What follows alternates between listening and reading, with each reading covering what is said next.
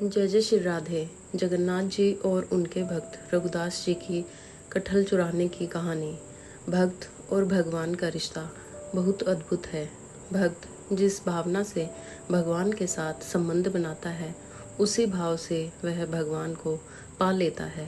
तभी तो तुलसीदास जी कहते हैं कि जाके रही भावना जैसी, प्रभु मूरत देखी तिन तैसी। भगवान जगन्नाथ जी के एक परम भक्त रघुदास जी थे। उन्होंने जगन्नाथ जी से साख्य भाव का संबंध बनाया था। यह बात भली भांति सभी लोग जानते थे कि रघुदास जी दिन रात जगन्नाथ जी की भक्ति में लीन रहते हैं और उनकी दुनिया जगन्नाथ जी ही हैं। एक दिन जगन्नाथ जी रघुदास जी से कहने लगे कि चलो सखा राजा के बगीचे में कटहल चुराते हैं।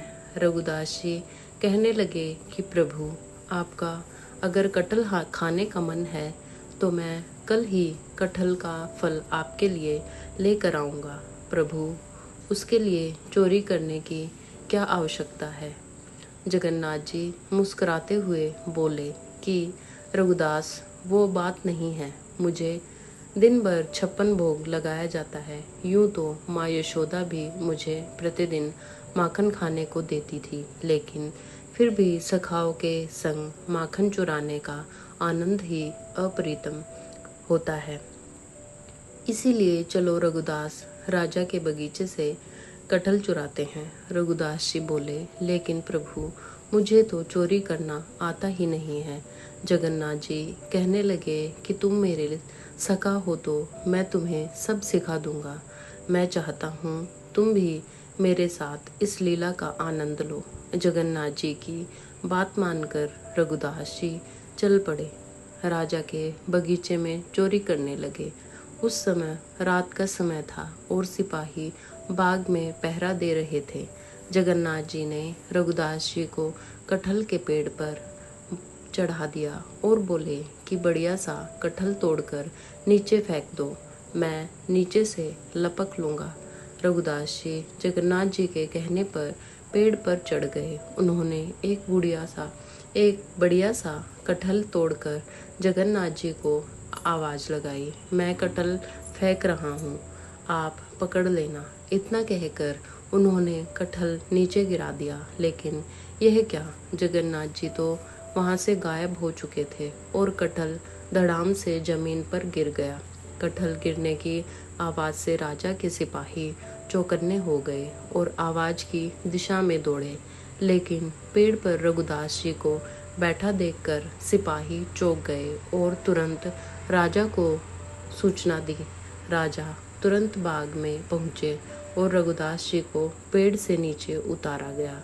राजा ने रघुदास से कहा कि आपको कटहल खाने की इच्छा थी तो मुझे संदेश भिजवा देते, आपको कटहल चुराने की क्या जरूरत आन पड़ी। राजा की बात सुनकर रघुदास जी ने जगन्नाथ जी की सारी लीला राजा को सुना दी। सारा वृतांत सुनकर राजा और उनके सिपाही खूब हंसे।